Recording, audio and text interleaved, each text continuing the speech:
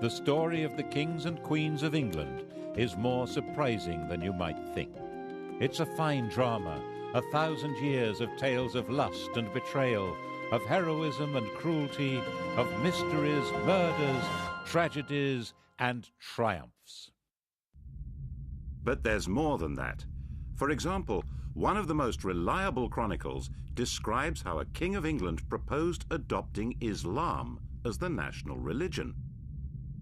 This episode, the first of 6, includes that tale. It tells the story of the English crown from 1066 to 1216, from one French invader, William, to the next, Louis. Yes, Louis. Another surprise. A king of England who's pretty much disappeared from history. It's easier to say where the history of the English monarchy ends than where it begins. It ended on the 14th of October 1066, here at what became Battle Abbey on Senlac Hill near Hastings. We all know that this was where Harold was killed and replaced by William the Conqueror, and Harold was the last Englishman to be crowned king. From then on, the sovereign would always be from a foreign family, right down to Queen Elizabeth II.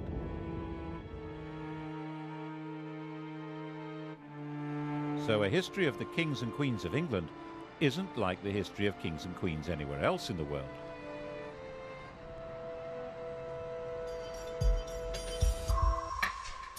What happened here on that October day started a completely new history, which is why it's the one date in history that everybody knows. 1066. The story of that day was spelled out in a strip cartoon, the Bayeux Tapestry, probably stitched for William's brother Odo. Here's our hero's first appearance in the story. That's William, Duke of Normandy, about 37 years old in 1064. He's being told that Harold Godwinson, Earl of Wessex at the time, has been shipwrecked on the French coast. One of these guys is Godwinson. I think it's the chap with the handlebar moustache. He's about 6 years older than William and the most powerful man in England after King Edward. These are both pretty hard men, survivors in a very tough world.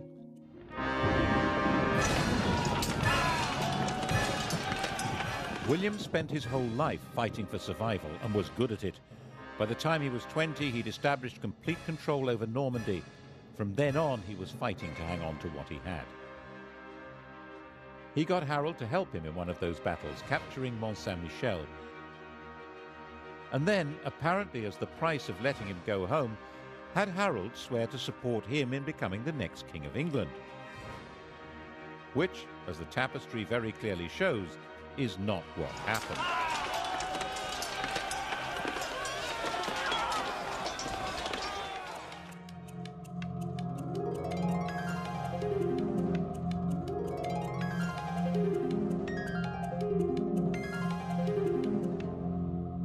When old King Edward died, Harold, as we all know, had himself crowned instead.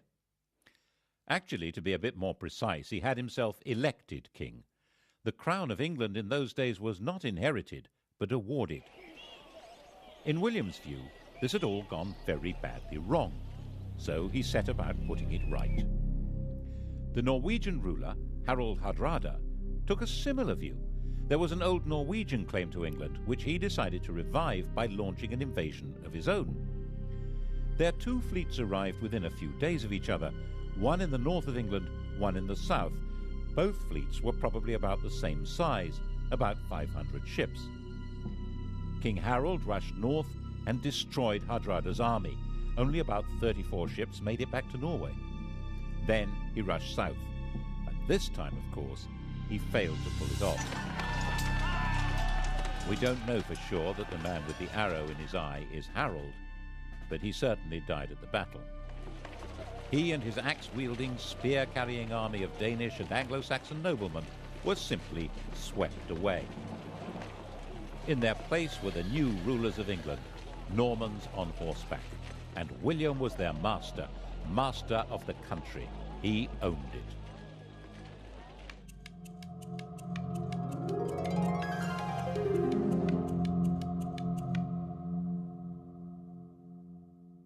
He was not an elected king. When he went to London to be crowned on Christmas Day, the population, thinking that was their duty now, tried to elect him. They acclaimed him with loud shouts. The Normans, not knowing what was going on, thought this was some kind of uprising. They rushed out of Westminster Abbey and burned London down. England had become a new kind of kingdom, one which was owned lock, stock and barrel by its king. The story we're telling through this series, the story of 1,000 years of English history, is the story of this alien conqueror and his successors to the throne. It's the story of how they changed England and changed with it, eventually turning into puppet rulers, symbols of power they cannot wield, and how in that transformation they survived through tides of revolution and republicanism, so that today, while they're not quite the only surviving royals in Europe, they alone still lay claim to majesty. Now, how did that happen?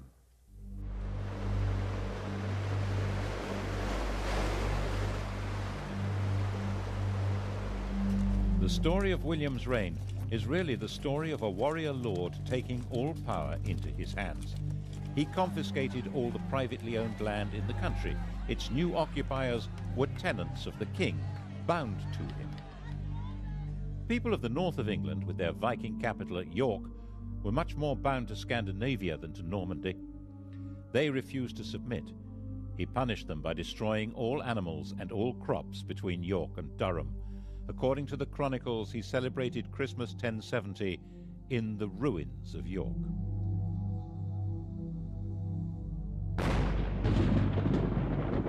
The inhabitants were reduced to starvation, even cannibalism.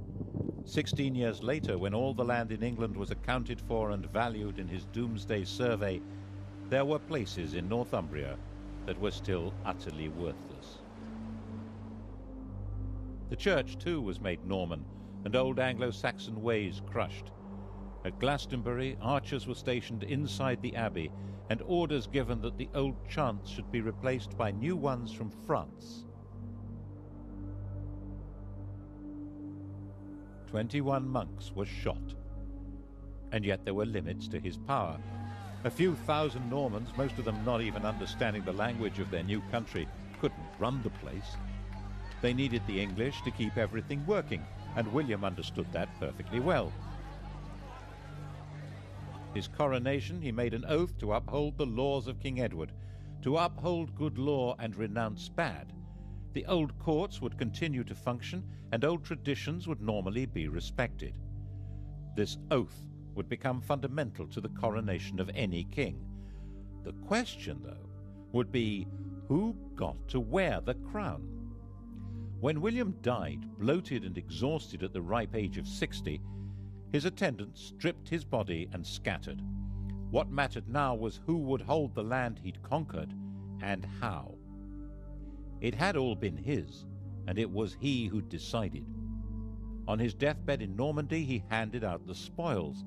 He gave his eldest surviving son, Robert, his Duchy of Normandy, but it was the younger son, the red-haired William Rufus, who the conqueror willed should be acclaimed King of England. And the youngest, Henry, was told he would have to be content with £5,000. But Henry was his father's son. Content with £5,000? Was that likely?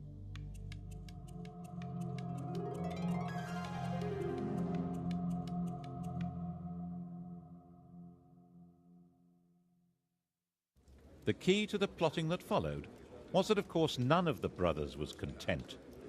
Henry stirred the brew of resentment that made Robert try to take the kingdom of England from William, and William try to take the Duchy of Normandy from Robert. And Henry was always changing sides, weakening them both. Eventually, Robert, tiring of the whole struggle, decided it would be more satisfying to fight Saracens than his brothers, and went off on crusade. William was now secure and powerful, and Henry changed his policy. He was now William Rufus's very best friend. The Bishop of Lincoln later said that when Henry praised anyone, he was sure to be plotting that person's destruction. It does seem as though Henry concentrated on quietly stirring up discontent among churchmen and barons in England, which was not hard, as William Rufus needed their money and had little to offer in return, except to give to some what he'd taken from others. And besides, William Rufus wasn't their kind of chap. He didn't marry, he had no children, and as one chronicle puts it, all things that are loathsome to God and to earnest men were customary in this land in his time. And therefore he was loathsome to well nigh all his people, and abominable to God. Which is, of course, homophobic chronicle speak for being gay. On the 2nd of August, in the year 1100, both William and Henry were hunting separately in the New Forest.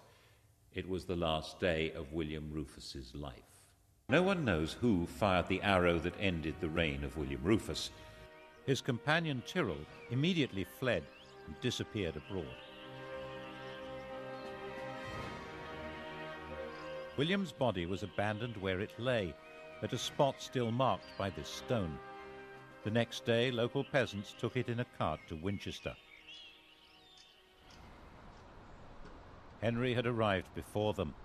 Winchester was where the royal treasure was kept.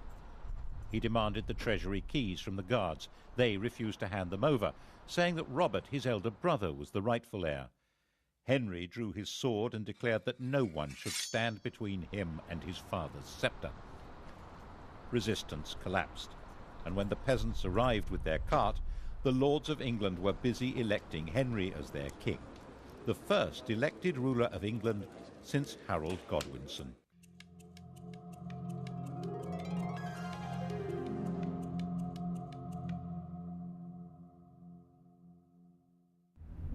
The Bishop of Winchester refused to give the corpse a Christian burial. Out of respect for his royal status, William Rufus was nevertheless interred under the cathedral tower, and when that collapsed a few years later, everyone said, "Told you so." Henry's coronation at Westminster was an attempt to ensure his authority to rule.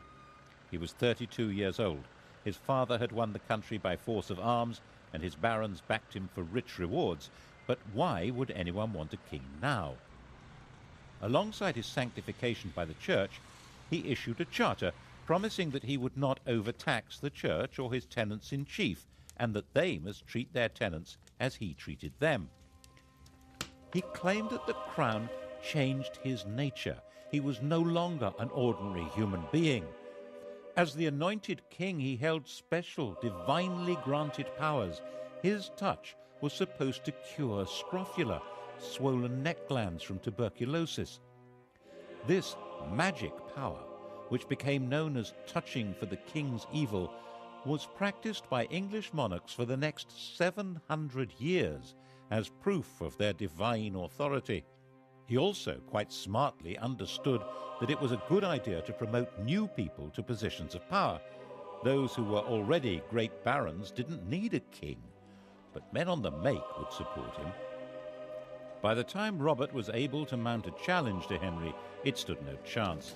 He agreed to recognize Henry as King of England in exchange for a pension. Of course, it didn't last. Henry ended up invading Normandy in 1106 and imprisoning his brother for the rest of his life. This is his tomb in Gloucester Cathedral. The question of who was entitled to succeed to the crown was still, when you came down to it, a matter of brute force. But Henry's victory had a profound symbolic meaning, because it changed the status of the English crown. Under his father, England had been a property seized and owned by the Duke of Normandy. Now, Normandy was a property seized and owned by the King of England. Henry was a naturally cheery person. Just after his coronation, he married Edith, the daughter of an English woman and of the King of Scotland, and he encouraged the Normans he was promoting to marry English women. The great barons regarded this with contempt and referred to their king and queen as Godric and Godiva, a style statement which roughly translates as Sid and Gladys. As sturdy warriors, they also didn't appreciate the fact that he was literate in 3 languages. His other nickname, Henri Beauclerc, means Henry the Swat. But those great barons were having their power undercut as Henry recruited his government officers and judges from the church. He supervised his kingdom by moving his court from one centre to another. It was a great travelling performance, like a circus, with no permanent home. He spent half his time in Normandy, but when he was away, the kingdom was run by a totally reliable civil servant, Roger, the Bishop of Salisbury, who was called the Justiciar. The idea of government by a system rather than by a man was beginning to take shape.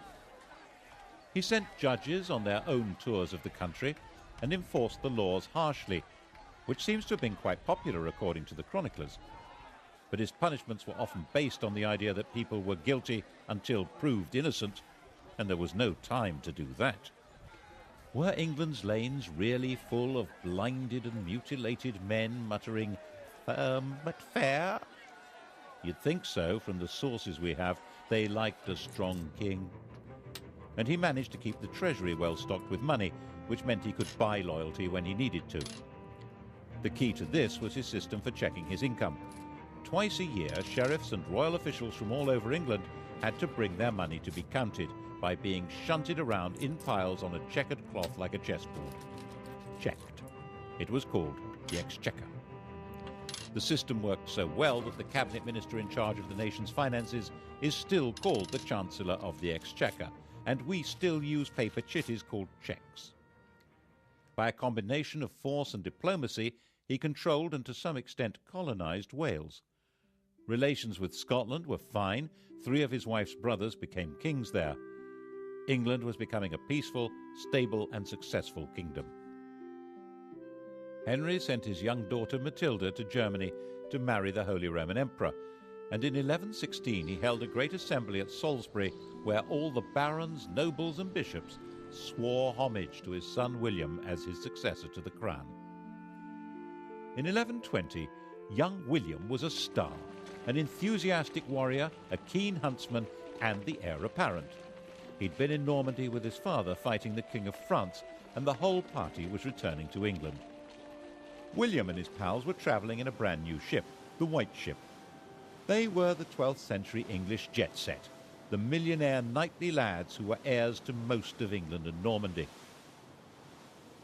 Once they got on the ship, there was a terrific party. Alcohol was taken, and how? Soon it became really rowdy. The Hooray Henrys yelling at one another and throwing off a bunch of priests who'd come to bless the voyage. William's cousin, Stephen of Blois, had an upset stomach, and he felt he needed a bit of peace and quiet, so he decided to go ashore and take a later ship. By the time they got to sea, it was already dark and the other ships were way ahead. The wind was light. William decided to catch up with the king and ordered the chaps to start rowing. The master was as drunk as anyone else, so they began to speed into the dark, 50 oars pushing this state-of-the-art longboat at a terrific lick. That was when they sailed straight into a rock and smashed the ship open.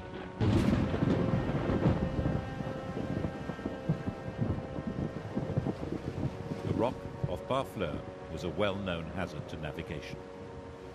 The cries of the drowning company were heard on shore and on the king's ship, but everyone thought the party was still in full swing. In fact, the future of England had just been destroyed in the equivalent of a drunken car crash.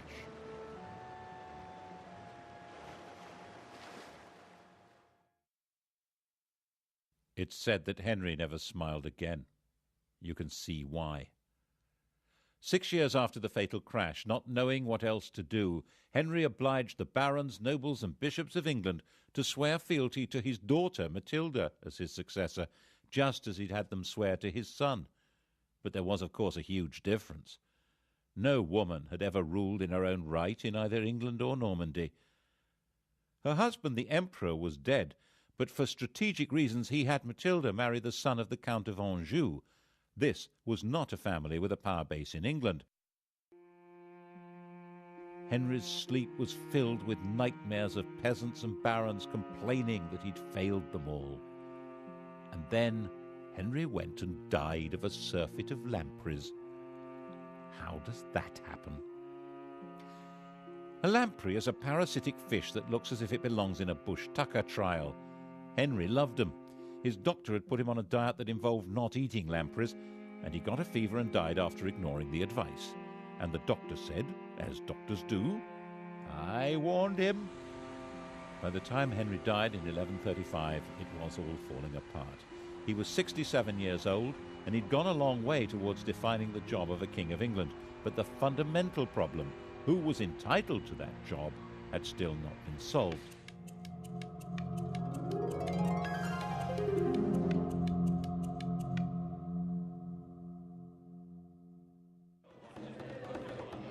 Matilda was in Anjou with her husband, and then up popped Stephen of Blois, who sailed from Normandy to England and claimed the crown. Stephen, who'd been saved from drowning on the White Ship by an urgent need for a lavatory. He was the son of Henry's sister, a legitimate grandson of William the Conqueror. He'd also been the leading baron to swear fealty to Matilda as the heir apparent, but that was then, and this was now. He was 38 years old, backed by his very tough mother, and one of his brothers was the Bishop of Winchester with the keys to the royal treasury. The wife of the Count of Anjou was not a popular choice with the barons. Stephen was a Norman. Besides, he seemed a malleable sort of chap, brave enough and high-spirited.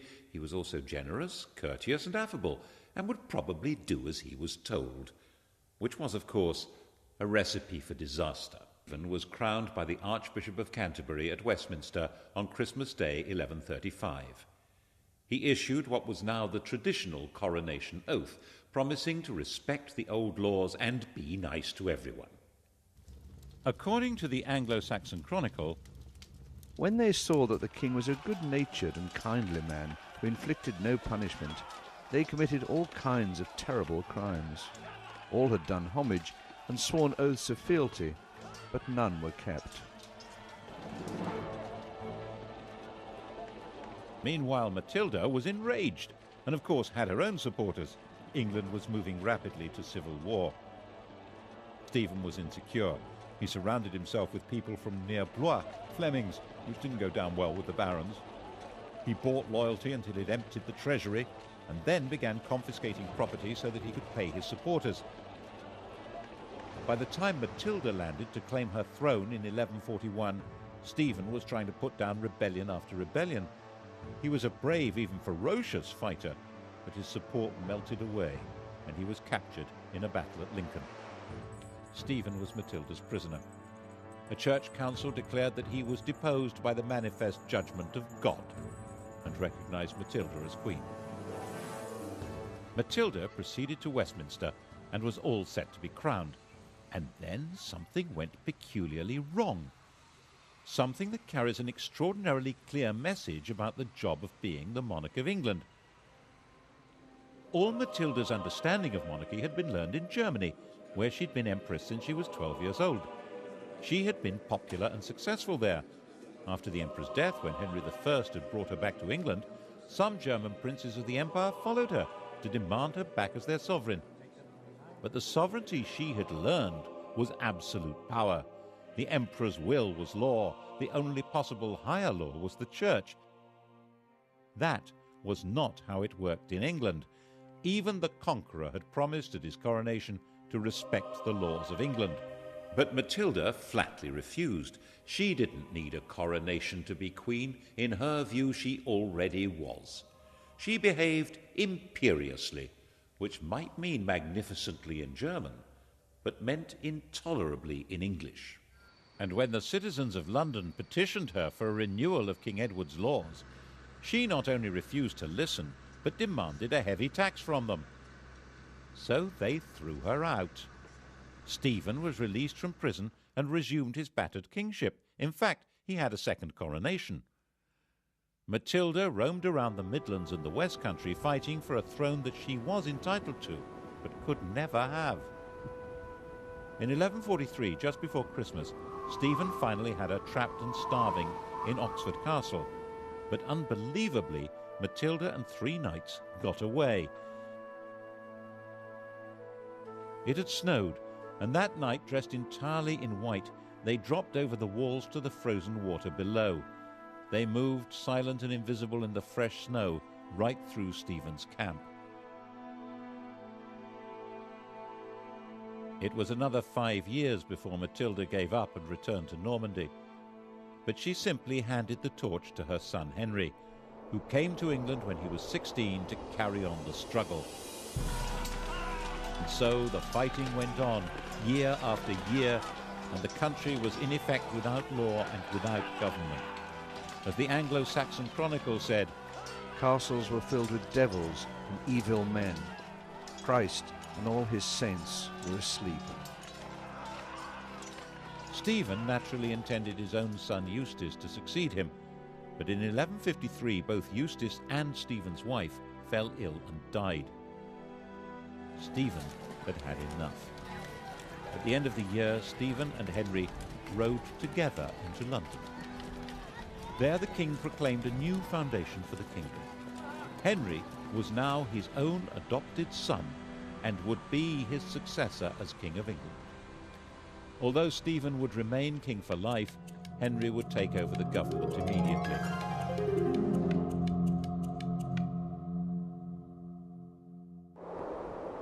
The next year, utterly worn out, King Stephen retired to his grave. On the 19th of December 1154, there was a double coronation in Westminster Abbey. The 21-year-old Henry II was crowned king, and his 33-year-old wife, Eleanor, was crowned queen consort. Eleanor, Duchess of Aquitaine, knew all about being a queen. When she was 15, orphaned and the richest damsel in France, she was married to the heir to the French throne, and a few days later the pair became King and Queen of France. The King of France was a saintly figure with perhaps a rather low sex drive. Eleanor came from a family of lordly troubadours, whose court was dedicated to interesting love affairs. She later said that she thought she'd married a man, but had married a monk. She had a series of affairs, including one with Matilda's husband, Geoffrey of Anjou. He, rather dashingly, wore a sprig of broom, Plantagenista, in his hat, so people called him Plantagenet. Eventually, all the Angevins, the whole family line, wore it on their crest. She then had an affair with Geoffrey's son, the attractive young Henry, a bright, well-educated athlete with vitality, intelligence, freckles, and money. According to a contemporary chronicler, Henry's father had warned his son off her, saying that she'd been his lover, and she was the wife of Henry's overlord. Henry was Duke of Normandy. But Geoffrey died in 1151, and in 1152, Henry got Eleanor pregnant. Louis, who probably didn't know that detail, had their marriage annulled, and she married her toy boy. Of course, she did all she could to encourage his efforts to become King of England and make her a queen again. The coronation of 1154 must have been most satisfying for her. He didn't make his mother's mistake of claiming to be above the law. Instead, maintaining proper form, he issued a charter confirming all the liberties that were in force under his grandfather, Henry I. The combination of his lands and Eleanor's meant that this King of England ruled more than half of France, though as the vassal of the French king. It would have been too much for almost anyone. But Henry was a man of extraordinary restless energy, who travelled vigorously round his realms and would order his court to hit the road with no notice whatever. He got England up and running with astonishing speed. He had all newly built castles destroyed so that individual lords could not stand against him, and got the law functioning again. He organised government into ministries, with the Chancellor of the Exchequer playing the role we would now recognise as Prime Minister. The chap in question was the son of a London merchant. He was Henry's closest friend and colleague. They joked and drank together, and he lived as the greatest lord in the country, Thomas Becket. Between them, they reformed the currency, finance, government, and began the changes in the judicial system that would lead to the system of trial by jury. England was beginning to develop a commercial life. Towns were growing, the population was becoming better educated. The new system for running royal courts asked groups of local people, often peasants, to report and decide the facts of the case. The system that had worked for the conqueror, allowing the people to run their own country, was at the heart of Henry's way of getting everything up and running again. Perhaps that was why he needed a Londoner at the heart of his government. The next stage in his reforms was to reduce the power of the church, which had become the only functioning judicial institution during the chaos of Stephen's wars. Anyone accused of a crime who could read a line of Latin was deemed to be a churchman. That made them immune from the royal court. They could only be judged and punished by the church. Of course, the church wouldn't agree to give up its privileges, so when the Archbishop of Canterbury died in 1162, it seemed a smart idea to install Thomas as the new archbishop. Then he would deliver the church to Henry. Actually, it seemed a pretty terrible idea to Matilda, who warned Henry not to do it. What did his mother know? Look what a mess she'd made of things. Eleanor was also against it, and she hadn't made a mess of anything. She'd been a very competent regent when Henry had been abroad, and must have seen what Henry had not seen, that Thomas Becket's driving force was not loyalty to Henry. Oh, surely not. She was just jealous that Henry spent more time with Thomas than with her. Henry was sure it was a really good idea. Of course, it was a really bad idea. Why did Becket become fanatically committed to the church as soon as he got the job? Why did he wear Hessian underwear with lice and lash his body? Why did he oppose the king's plans more fiercely than any other bishop? He ended up excommunicating the bishops of London and Salisbury and sacking the Archbishop of York for not opposing the king. He'd already acquired all the earthly power and wealth possible. Now he had a bigger ambition. He was arguing that the church must rule everyone, including the king. This was especially dangerous as Becket was hugely popular. Henry was given to rages, and the situation was bound to enrage him. Who will rid me of this turbulent priest? On the 29th of December 1170, 4 of Henry's loyal knights did just that. Slicing off the top of his head at the altar of his cathedral, in the words of an eyewitness, the red of the blood mixed with the white of the brains, like white of the lily and the red of the rose. This was shocking. Henry had to distance himself from Becket's murder and win the hearts and minds of his subjects.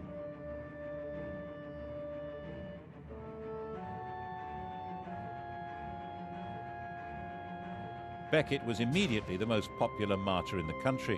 100,000 pilgrims flocked to the site of his death. He would obviously be made a saint as soon as possible. The danger, of course, was that the Pope would excommunicate Henry and pronounce an anathema against him as the murderer of England's primate. The population would turn against him in England, and the King of France would seize his vast lands across the Channel. Henry immediately fasted, went into extravagant mourning, and then did penance. Prostrating himself before the Canterbury altar, he was publicly lashed by a monk. It worked. He saved his kingdom from the Pope. Saving it from Eleanor was much more difficult. Eleanor and Henry had drifted apart, partly because of his love affairs and partly because she feared that Henry's adventure with Becket threatened her own beloved Aquitaine. She had gone back there. She set up her own court, the Court of Love, and that was where she raised her sons as romantic warriors and plotted against him. Henry imprisoned her there for 16 years, but her plots continued unabated.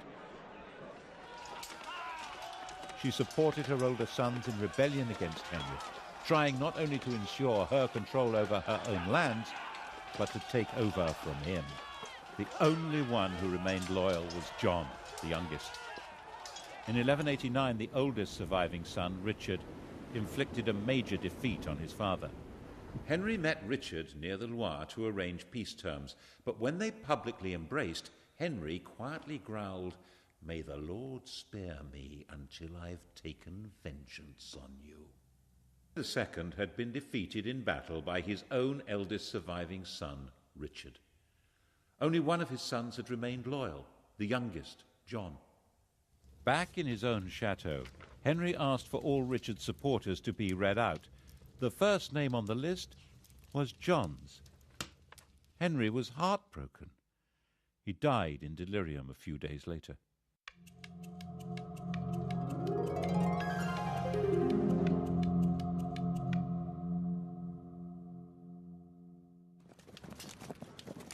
Eleanor's imprisonment was over. Henry had recognized Richard as his heir, and Richard intended Eleanor to rule England. He had more important things to do. Crusade.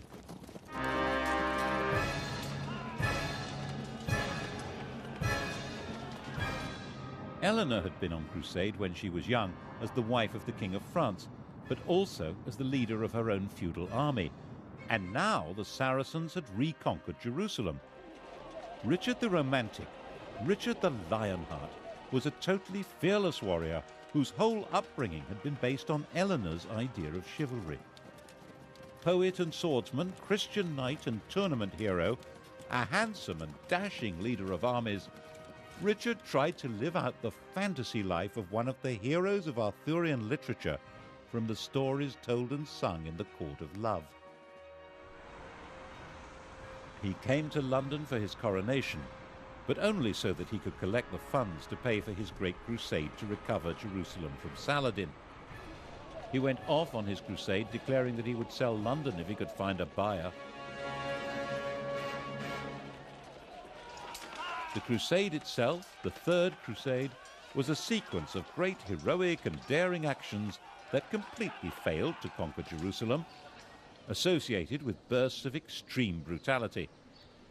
Saladin quite rightly pointed out that while Richard might be able to get an army into the city, if he wanted to hold on to it, he would have to spend the rest of his life there. The two men never met, but they fascinated and respected each other. When Richard was ill, Saladin sent his doctor. The final truce ensured that Christian pilgrims would be free to visit the Holy City. But that had actually been Saladin's policy before the crusade even began. Richard typically decided to make the journey home in 1192 into an adventure, travelling alone and in disguise. That was how he got captured and ended up imprisoned by Duke Leopold of Austria, a man he'd repeatedly insulted during the crusade. The King of England had been found in an inn in Vienna, unconvincingly disguised as a kitchen knave.